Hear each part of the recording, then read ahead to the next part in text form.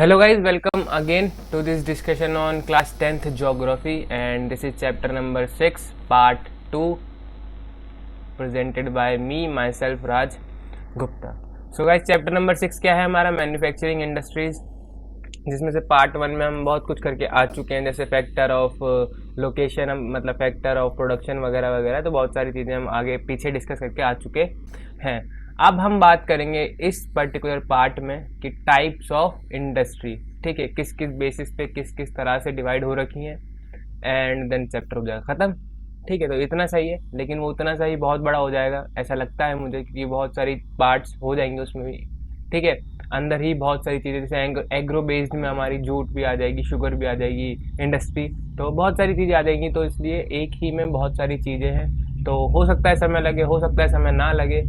तो देखते हैं क्या होता है, कितनी बड़ी ये वीडियो बनती है, उसी हिसाब से देख लेंगे, पार्ट 3 बना देंगे। ठीक है, सो अभी ऐसा कुछ नहीं सोचा, अभी तो यही है फोकस की इसी पार्ट में ख़त्म हो जाए जयराम जी की। ठीक है, लेकिन अब देखते हैं क्या होता है नेक्स्ट। अब बढ़ते हैं अपने चैप्टर की तरफ। ठीक है, सो क्लासिफिकेशन ऑफ इंडस्ट्रीज। ठीक है, यहाँ पे आने के बाद पिछली वीडियो में हमने बंद कर दिया था, क्योंकि मैं चाहता था कि ये जो पोर्शन है पूरा अलग रहे और वो जो पोर्शन है वो पूरा सेपरेट रहे, इसीलिए। सो पहला ये कि on the basis of sources of raw material used. So किस बेसिस पे, मतलब जो इंडस्ट्री का क्लासिफिकेशन है वो होता है किस बेसिस पे? रॉ मटेरियल, किस तरीके का रॉ मटेरियल यूज हो रहा है। अगर agro based raw material use हो रहा है, मतलब एग्रीकल्चर से रिलेटेड मटेरियल यूज हो रहा है एज अ रॉ मटेरियल, तो उसको हम बोल देते हैं क्या? Agro based industries. For example cotton industry, jute and sugar. ठीक है, सेकंड मिनरल बेस्ड। क्या? Mineral based. अब मिनरल अगर किसी का रॉ मटेरियल, जैसे iron and steel, cement industry, aluminium industry, तो ये क्या है? मिनरल बेस्ड इंडस्ट्रीज है, क्योंकि इनका रॉ मटेरियल क्या है? मिनरल। ठीक है, second according to their main role, उनका मेन रोल क्या है उसके हिसाब से भी दो टाइप से क्या है डिवाइडेड है इंडस्ट्रीज। पहला किससे था? रॉ मटेरियल के बेसिस पे। अगर एग्रीकल्चर बेस्ड रॉ मटेरियल है तो agro based industry, mineral based raw material तो मिनरल बेस्ड इंडस्ट्रीज। अब आ जाती है बात मेन रोल की। बेसिक और की industries which supply their product to manufacture other goods, example iron and steel, copper, smelting. तो ऐसी इंडस्ट्रीज जो अपना प्रोडक्ट क्या करती हैं? सप्लाई करती हैं दूसरे प्रोडक्ट बनवाने के लिए। जैसे आयरन एंड स्टील, जो भी इंडस्ट्री प्रोड्यूस करेगी, वो जो आयरन एंड स्टील है वो बहुत सारी चीज़ों में यूज़ होता है। हम बात करें, आपने जो पेन पकड़ रखा होगा उसमें भी कहीं ना कहीं आयरन की चीज़ लगी होगी। हम बात करें cycle, two wheeler, four wheeler, जो भी है, जो भी चलाते हो उसमें आयरन लगा हुआ होगा। आपके कंपस में आयरन लगा हुआ होता है। ठीक है, so iron and steel industry क्या है? मतलब ये वो इंडस्ट्री है जो कि डिपेंडेंट है किसी और इंडस्ट्री पे जो कि आयरन प्रोड्यूस कर रहा है। ठीक है, एंड हम बात करें B, consumer industry that produces goods for direct use by consumer. तो ऐसी इंडस्ट्रीज बेसिकली कंज्यूमर इंडस्ट्रीज बोलते हैं, जो क्या करते हैं? गुड प्रोड्यूस करते हैं for direct use. For example paper हम डायरेक्ट यूज करते हैं, इसको दोबारा से इसमें वैल्यू एडिशन की जरूरत नहीं है। टूथपेस्ट डायरेक्ट यूज करते हो, शुगर डायरेक्ट यूज करते हो, उसमें और ज़्यादा तो हमें वैल्यू एडिशन नहीं करना ना कि शुगर को कुछ और भी बनाना है तब यूज़ करेंगे, नहीं, हम शुगर को शुगर की तरह ही यूज़ करते हैं। सो दो तरीके से डिवाइड थी यहाँ पे। अब आगे क्या होगा हमारा? तीसरा, on the basis of their capital investment. अगर हमने छोटा अमाउंट लगाया है स्मॉल स्केल इंडस्ट्री, अगर हमने बड़ा अमाउंट लगाया है तो लार्ज स्केल इंडस्ट्री। समझ में आ गया? स्मॉल स्केल इंडस्ट्री मतलब जो बहुत कम एरिया में फैली हुई है। ठीक है, अब लार्ज स्केल इंडस्ट्री जो ज़्यादा है। अगर हम एग्जांपल की बात करें लार्ज स्केल में, तो हम बात करें रिलायंस इंडस्ट्री हर जगह फैली हुई है। स्मॉल स्केल इंडस्ट्री में आप किसी भी छोटी सी कंपनी को उठा लो, उसका नाम लिख दो यहाँ पे। ठीक है, तो वो हो जाएगा।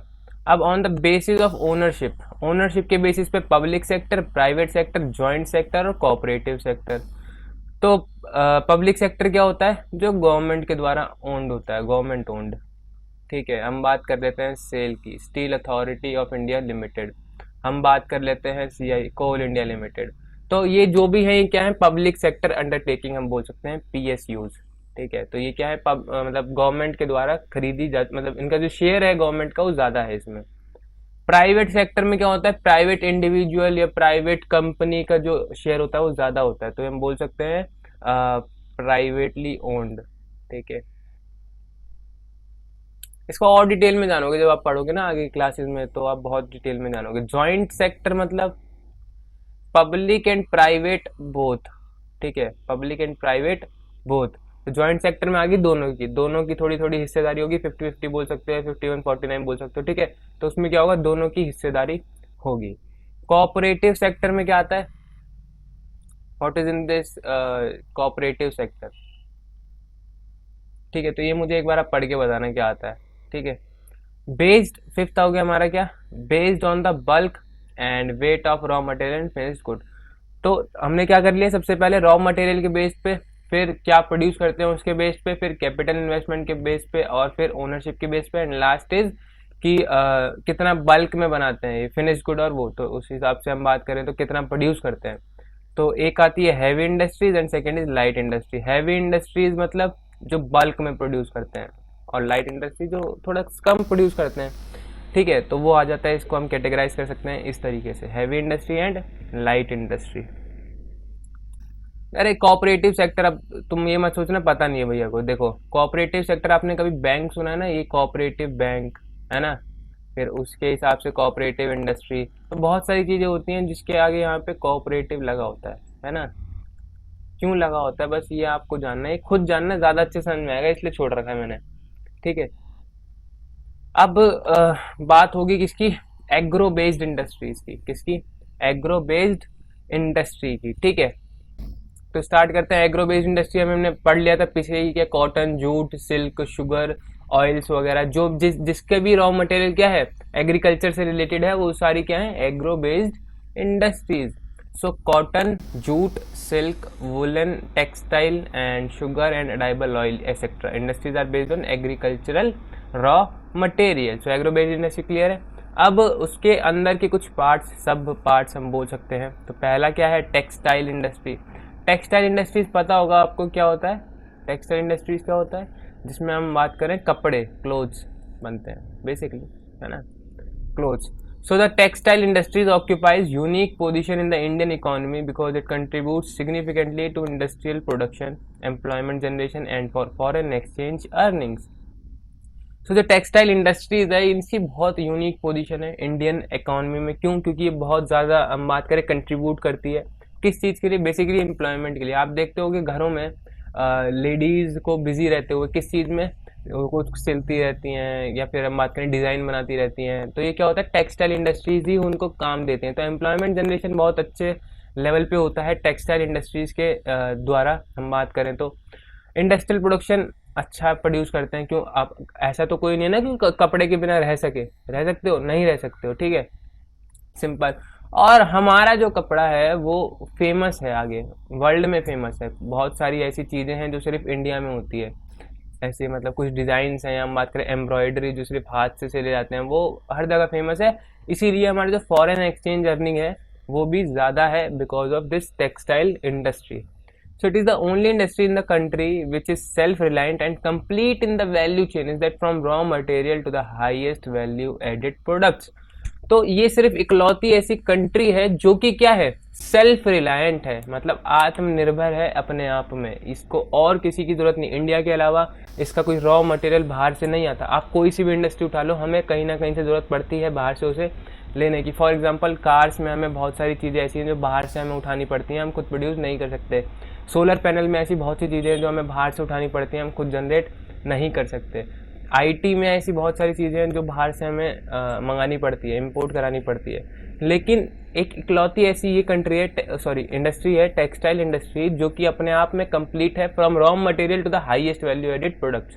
मतलब रॉ मटेरियल क्या हो सकता है टेक्सटाइल इंडस्ट्री में, कॉटन, जूट वगैरह, वो सब हम प्रोड्यूस करते हैं, विद इन इंडिया। तो हमें बाहर से मंगाने की जरूरत नहीं रॉ मटेरियल। और सबसे ज़्यादा हाई प्रोडक्ट हम बात करें, उसमें वैल्यू एडिशन भी हम खुद कर सकते हैं, because we have everything, every resource, ठीक है, related to this industry basically, ठीक है। नेक्स्ट, सो मैं जो वैल्यू एडिशन, मतलब हम बात करें क्या है, वैल्यू चेन क्या होती है, वैल्यू एडिशन चेन, तो ये इस तरीके से होती है। जैसे फाइबर प्रोडक्शन, रॉ फाइबर, ठीक है, फाइबर प्रोडक्शन हो गया, उसके बाद होगी स्पिनिंग। स्पिनिंग से क्या बनता है, यान। क्या बनता है, यान। सबको पता होगा, ये 6-7 क्लास में होता है कि सबसे पहले प्रोड्यूस होगा रॉ मटेरियल, जो कि किसी भी केस में कॉटन हो सकता है, जूट हो सकता है, ठीक है, और भी किसी तरीके का हम बात करें हो सकता है, लेकिन अभी इस पर्टिकुलर में हम बात कर रहे हैं जूट की, ठीक है। तो क्या हो गया, यहाँ पे रॉ फाइबर बन गया। अब रॉ फाइबर के बाद क्या हुआ, इसको स्पिनिंग किया और यार्न बनाया, मतलब धागा बना दिया। अब क्या हुआ, उसकी वीविंग एंड निटिंग, ठीक है। तो वीविंग से क्या बनता है, फैब्रिक। देखो एक धागा बन गया, धागे को इस फॉर्म में करके उसको क्या बनाते हैं हम, कपड़ा, ठीक है। तो वो क्या बन गया, फैब्रिक। अब उस पर डाइंग एंड फिनिशिंग कर दिया तो उस पर क्या बन गया, गारमेंट बन गया। क्या बन गया, गारमेंट। डाइंग मतलब कलर करना, ठीक है। गारमेंट बन गया, फिर क्या हो गया, मैन्युफैक्चर हो गई, सिंपल, ठीक है। सो ये क्या थी हमारी value chain in terms of textile industry. तो टेक्सटाइल इंडस्ट्री के केस में ये क्या थी, उसकी वैल्यू चेन, ठीक है, रॉ मटेरियल से लेके फाइनल प्रोडक्ट तक, ठीक है। इसमें और अगर आप किसी और इंडस्ट्री की उठा के देखोगे तो कुछ और तरीके का निकलेगा वहाँ पे, ठीक है, क्योंकि इसमें क्या पता स्पिनिंग ना होती हो, तो वो बहुत सारी चीज़ें, क्लियर। तो ये थी वैल्यू चेन किसकी, in the case of textile industry. Textile industry के अंदर एक और पार्ट क्या, कॉटन टेक्सटाइल्स, ठीक है। तो एंशियंट इंडिया में, एंशियंट इंडिया मतलब समझते हो ना, तीन तरीके की, मतलब हम बात करें हमारा जो हिस्ट्री है वो डिवाइडेड है, ancient India, ancient history, medieval and modern. Modern में अभी हम जी रहे हैं। एंशियंट मतलब आदि मानव वाले टाइप के, मेडिवल मतलब राजा महाराजा, अकबर, बीरबल, ठीक है। तो इस तरीके के आ जाएंगे उसमें। Next modern. मॉडर्न बोले तो अभी जो हम रह रहे हैं आफ्टर इंडिपेंडेंस या 1857 के बाद, ठीक है। तो ये हो जाता है मॉडर्न। सो एंशियंट इंडिया की बात हो रही है कॉटन टेक्सटाइल में, तो cotton textiles were produced with hand spinning and handloom weaving techniques. तो पहले एंशियंट इंडिया में यार क्या कुछ होता था क्या, मशीन्स वगैरह कुछ होती थी, नहीं होती थी। तो क्या होता था, hand spinning and handloom weaving होती थी, मतलब कॉटन से हम खुद ही घर पे कपड़े बनाते थे। But after the 18th century, means हम बात करें तो 1850 से मतलब हम बात करें मॉडर्न इंडिया में, power looms, power looms came into use और tradition industries suffered a setback during the colonial period because they could not compete with the mill-made cloth from England, sorry। तो जब सबको पता है कि ब्रिटिशर्स ने जब हम पे राज किया तो हम क्या करते थे, हम कॉटन के कपड़े खुद घर पे बुनते थे। बट जब इंग्लैंड वाले आए, ब्रिटिशर्स आए, उन्होंने अपना एक नया कल्चर दिखाया, वेस्टर्न कल्चर। उन्होंने क्या किया, जो उनकी मिल्स थी वहाँ पे, उनको जो कपड़े बनते थे वहाँ पे, उन्होंने क्या किया, बहुत सारी चीज़ें की। मतलब कि हम बात करें, उन्होंने मिल्स के कपड़े दिखाए, वो सस्ते बनते थे, पहली बात चीप रेट पे मिलते थे, अच्छे मिलते थे। तो जो हमारे ट्रेडिशनल वीवर्स थे, जो हमारे पुराने वीवर्स थे, जो घर पे उनका खर्चा चल रहा था उस चीज़ को करके, वो बंद हो गए, ठीक है। तो जो इंडिया वाले थे उन्होंने वेस्टर्न कल्चर को अपना लिया, जो कि अभी तक वहाँ से हम ले ही रहे हैं, कुछ ना कुछ, कुछ ना कुछ, कुछ ना कुछ, ठीक है। तो वो क्या हुआ, सेटबैक लगा किसको, ट्रेडिशनल वीवर्स को। जो पहले के वीवर्स थे उनको सेटबैक लगा, उनका जो खर्चा था वो नहीं चल रहा था फिर। तो मिल्स वगैरह लगी और जो फिर काम था वो क्या हो गया, ख़राब हो गया। किनका, अब हमारे एंडेमिक वीवर्स का। एंडेमिक मतलब जो इंडिया में मिलते थे, ठीक है, उन वीवर्स का। जो सबसे पहली सक्सेसफुल टेक्सटाइल मिल थी वो एस्टेब्लाइज हुई मुंबई में इन 1854। जो the two world war were fought in Europe, India was a British colony, there was a demand for cloth in UK, hence they give a boost to the development of the cotton textile industry. देखो एक simple बात समझ लो, Britishers ने हमारे लिए कुछ नहीं किया है, ठीक है। हम सोचते हैं रेलवे बहुत अच्छा काम किया, उन्होंने हमारे लिए बनवा दी। भाई रेलवे उन्होंने अपने मतलब के लिए बनवाई थी, ठीक है। उनको ये नहीं पता था कि इंडिया का भी इसमें फ़ायदा है, उन्होंने अपने मतलब के लिए बनवाई थी। क्यों, ताकि वो क्या करें, एक जगह से दूसरी जगह पे आसानी से जो भी उन्हें सामान ट्रैवल करवाना था वो करवा सकें। तो ये उनका ही एक बात करें लालच था कि हम रेलवे बनवा देते हैं, हमारा फ़ायदा है, इस तरीके का कुछ उनका मोटिव था। तो इसी हिसाब से उन्होंने 2 वर्ल्ड वार जब हम जो लड़े गए थे उसमें क्या हुआ, कपड़े की ज़रूरत थी भाई। कपड़ा क्या, हर चीज़ खराब होती है वॉर में, तो ठीक है। तो कपड़े की ज़रूरत पड़ी कहाँ, यूके में। तो उन्होंने क्या किया, इंडिया में बूस्ट किया कॉटन टेक्सटाइल को, इंडिया में मिल एस्टेबलाइज हुई एंड यहाँ से फिर क्या होने लगा, क्लॉथ एक्सपोर्ट होने लगा बाहर। सो ये स्टोरी थी छोटी सी, ठीक है। अब this industry has close link with agriculture and provides a living to farmers, cotton ball pluckers and worker engaged in ginning, spinning, weaving. This industry has close link with agriculture and provides a living to farmers. Sorry, 2 बार हो गया repeat, sorry. सो ये जो line है ये 2 बार repeated है, इसे ना देखो तो कोई दिक्कत नहीं, ठीक है। इसे काट देते हैं हम अच्छे से, तो ये लो, ठीक है, कट गई। अब this industry has close link with agriculture and provide a living to farmers, cotton boll pluckers and workers engage in ginning, spinning, weaving, dyeing, designing, packaging, tailoring and sewing. So this industry by creating demand support many other industries such as chemical and dyes, packaging material and engineering works. So जो industry हम सबको पता है agro based industries है, तो इसमें farmers का फायदा था, इसमें उन लोगों का फायदा था जिनको स्पिनिंग, वीविंग, डाइंग, डिजाइनिंग इन सब कामों से रिलेटेड थे, जिनको ये काम आता था, तो इनके लिए क्या हो रहा था, एम्प्लॉयमेंट जनरेट हो रहा था और फार्मर्स को एक अच्छा रहन सहन मिल रहा था, क्योंकि उनकी कॉटन के लिए डिमांड आ रही थी। ठीक है, डिमांड आएगी तो ऑब्वियस है कि उनका जो अर्निंग है वो बढ़ेगी। ठीक है, सो ये डिमांड बढ़ी और जो इंजीनियरिंग वर्क वगैरह थे, पैकेजिंग मटेरियल था, ये इनके लिए भी डिमांड बढ़ी और अच्छी एम्प्लॉयमेंट जनरेट हुई, जो कि हम पहले पढ़ चुके हैं कि टेक्सटाइल इंडस्ट्री में एम्प्लॉयमेंट जनरेट होती है। सो ये हमारे ये जो ब्लैक डॉट्स हैं, ये ब्लैक डॉट्स इसमें क्या है, ये कॉटन टेक्सटाइल इंडस्ट्रीज है, यहाँ पे 3। ठीक है, और ये रेड वाले क्या है, वुलन टेक्सटाइल, और ये जो आपको अलग से दिख रहे होंगे छोटे छोटे जैसे इस तरीके के ये गोले हैं ऐसे, एंड साइड साइड में कलर्ड है और बीच में गोला है। ठीक है, तो ये वाले जो है ये क्या है, सिल्क टेक्सटाइल है। तो देवास, उज्जैन, इंदौर, जलगांव, औरंगाबाद, वर्धा, पुणे, मुंबई, ठीक है, कोयम्बतौर, मदुरई, मुर्शिदाबाद, हावड़ा, हुगली, मुरादाबाद, अहमदाबाद, राजकोट, पोरबंदर, ये सब जगह कॉटन टेक्सटाइल थी। ठीक है, तो आप देखोगे कि जहाँ जहाँ कॉटन प्रोड्यूस होती है वहाँ वहाँ ही कॉटन टेक्सटाइल है। क्यों? ताकि जो ट्रांसपोर्ट है, जो रॉ मटेरियल है, वो आसानी से ट्रांसपोर्ट हो सके। ठीक है, तो इसीलिए जो हमने फैक्टर ऑफ प्रोडक्शन पढ़े थे उसमें क्या था, एक जगह लोकेशन, मतलब कहाँ पे लोकेशन होनी चाहिए इंडस्ट्री की, तो वहाँ पे जहाँ पे रॉ मटेरियल आसानी से पहुँच सके, तो इसलिए वहीं वहीं है जहाँ जहाँ कॉटन प्रोड्यूस होती है। इस एरिया में क्यों नहीं है कहीं कॉटन, या इस एरिया में क्यों नहीं है कहीं कॉटन, इस एरिया में क्यों नहीं है, ट्रांसपोर्ट नहीं हो सकता है रॉ मटेरियल का, इस एरिया में क्यों नहीं है, ट्रांसपोर्ट नहीं हो सकता है। ठीक है, so this is the reason. Next, jute textile. तो जूट हम बोलते हैं गोल्डन फाइबर, यस और नो, और गोल्डन फाइबर सबसे ज्यादा प्रोड्यूस कहाँ पे होता है, इंडिया में। तो jute textile, India is the largest producer of raw jute and jute goods and stand at second place as an exporter after Bangladesh. तो सबसे ज्यादा हम बात करें गोल्डन फाइबर या जूट, यहीं पे प्रोड्यूस होता है। ठीक है, कहाँ पे प्रोड्यूस होता है, इंडिया में, and India is the largest producer of raw and jute good. और सेकंड प्लेस पे आता है अगर एक्सपोर्ट की बात की जाए, एक्सपोर्ट में कहाँ आता है, सेकंड प्लेस में, बांग्लादेश के जस्ट बाद। Most of the mills are located in West Bengal, mainly along the banks of the Hooghly river in a narrow belt. सबसे ज्यादा mills, most of the mills कहाँ पे, वेस्ट बंगाल में। क्यों है, क्योंकि जूट सबसे ज्यादा वहीं पे प्रोड्यूस होता है और जो रॉ मटेरियल है वो अच्छा आसानी से वहां पे पहुंच सकता है। ठीक है, तो most of the mills are located in West Bengal, mainly along the banks of Hooghly river in a narrow belt. Simple. So the first jute mill was set up near Kolkata in 1855 at Rishra. ठीक है, so factor responsible for their location in the Hooghly basin are proximity of the jute producing areas, inexpensive water transport। तो कौन कौन से मतलब factors हैं जो कि रिस्पॉन्सिबल है इस लोकेशन के लिए, क्योंकि देखो वाटर हमें चाहिए, तो इनएक्सपेंसिव वाटर ट्रांसपोर्ट आसानी से हो जाता है। वेस्ट बंगाल में कुछ ऐसी अच्छी अच्छी रिवर्स हैं जो कि जाती हैं और वाटर अच्छे से ट्रांसपोर्ट हो सकता है। Supported by a good network of railways वहाँ पे जो नेटवर्क है वो अच्छा है, इसलिए वहाँ पे हम ज़्यादा प्रोड्यूस मतलब ज़्यादा टेक्सटाइल देखोगे जूट की। Roadways and waterways to facilitate movement of raw material to the mills. Waterways West Bengal कहाँ पे, एज पे है बिल्कुल, ये देखो डायग्राम में हम आपको मैप में दिखेगा, ये रहा वेस्ट बंगाल। ठीक है, इस जगह पे होता है। तो यहाँ पे आप देखोगे क्या कि ये जो है ना, ये सी के बहुत करीब है, तो यहाँ से क्या होता है, रॉ मटेरियल आसानी से ट्रांसफर हो जाता है।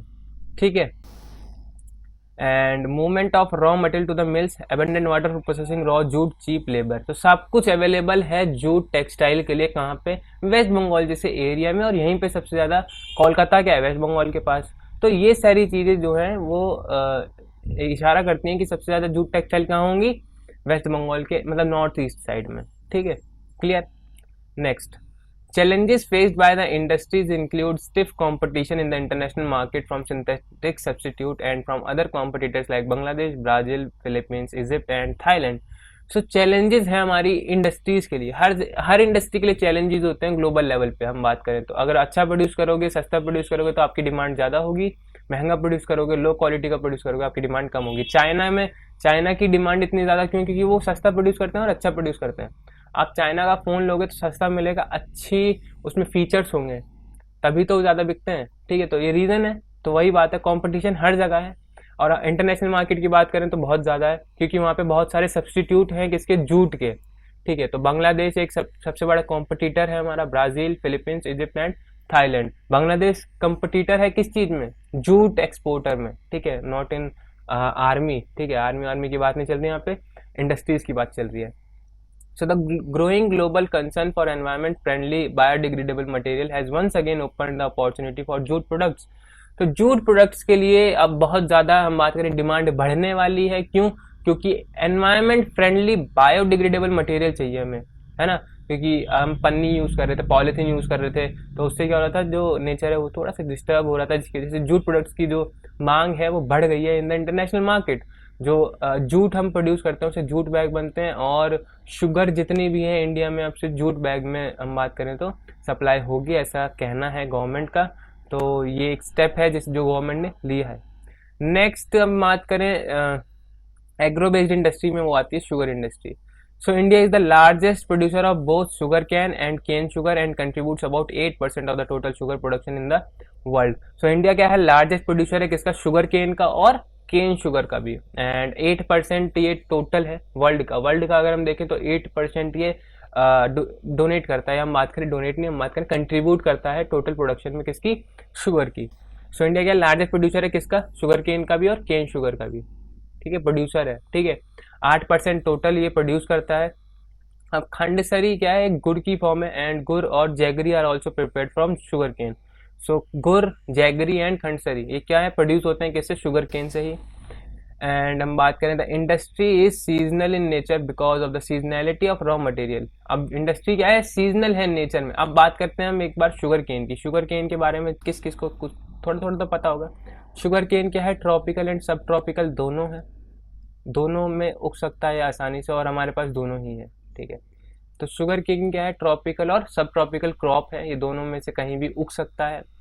इसको अच्छा पानी चाहिए, हम बात करें अच्छी धूप चाहिए, ठीक है। ये सबसे ज़्यादा उगता है यूपी वगैरह में, ठीक है, यूपी साइड में ज़्यादा उगता है ये। इसे पूरा 1 साल चाहिए अच्छे से राइपन होने के लिए, ठीक है। तो ये थोड़ी सी हम बात करें कैरेक्टरिस्टिक थी शुगर केन की। अब शुगर केन इंडस्ट्री क्या है? सीजनल है, क्योंकि उसका रॉ मटेरियल शुगर केन जो है वो 1 साल में एक ही बार उगता है ना, तो इसलिए सीजनल है ये। बहुत कम इसकी इंडस्ट्री में मतलब एम्प्लॉयमेंट रहती है। अब जब ज़्यादा काम होगा तो ज़्यादा रहेगी। अब शुगर केन ही नहीं है तो क्यों रहेगी, ठीक है। तो वो रीज़न है। तो ये क्या है? सीजनल है। So development of the industry on model line date back to 1903 when a sugar mill was started in Bihar. सबसे पहली शुगर मिल लगी थी बिहार में इन 1903। Major challenges include the seasonal nature of the industry, old and inefficient method of production, transport delay in reaching cane to factories, and the need to maximize the use of baggage. Baggage क्या है? एक हम बात करें तो waste material है जो बचता है आफ्टर मेकिंग शुगर, ठीक है। तो हम बात करें कौन कौन से मेजर चैलेंजेस थे कि सीजनल नेचर है किसका? इंडस्ट्री का। इस इंडस्ट्री का सीजनल नेचर में हम पहले ही ऊपर बात कर चुके हैं। हम अभी भी वही पुराने मेथड यूज़ कर रहे हैं शुगर प्रोड्यूस करने के लिए, तो ये एक हमारी दिक्कत है।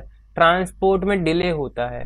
क्यों होता है? क्योंकि जो शुगर केन है वो बहुत कम एरिया में प्रोड्यूस होती है इंडिया में, तो वहीं इंडस्ट्रीज हो सकती हैं मेजर, लेकिन अगर आप दूर करोगे तो ट्रांसपोर्ट में तो डिले होगा ही। तो ट्रांसपोर्ट डिले होता है केन पहुंचने में फैक्ट्रीज तक। और जो नीड है, हमें क्या करना है? हमें यूज़ ज़्यादा करना है किसका? वेस्ट मटेरियल का भी। वेस्ट मटेरियल ऐसे फेंकना नहीं है, हमें उसे ज़्यादा यूज़ करना है। तो ये कुछ चैलेंजेस थे जो कि आते थे किससे? शुगर इंडस्ट्रीज से। सो ये हम बात करें तो बड़ा हो गया है वीडियो भी, कोई बात नहीं। अब क्या करेंगे? मिनरल वेस्ट अगली वीडियो में कर लेंगे, अगली वीडियो में, ठीक है। तो इस तरीके से अच्छा रहेगा सेपरेट करना। पहला चीज़ सेपरेट, दूसरी हम बात करें agro based industry separate, mineral based separate रहे तो ज़्यादा अच्छा है। फिर स्मॉल स्केल, लार्ज स्केल वगैरह की बात बाद में। तो सबसे अच्छा है कि अलग अलग बात हो, तो वही कर रहे हैं हम। एग्रो बेस्ड की आज बात कर ली, अब अगली बार करेंगे हम बात किसकी? मिनरल बेस्ड की, जिसमें आएगा iron and all of that. फिर बात करेंगे जो भी आगे आती रहेगी, ठीक है। So thank you and bye bye, be safe in this corona time, be at home, okay. be vaccinated also. So thank you and bye bye.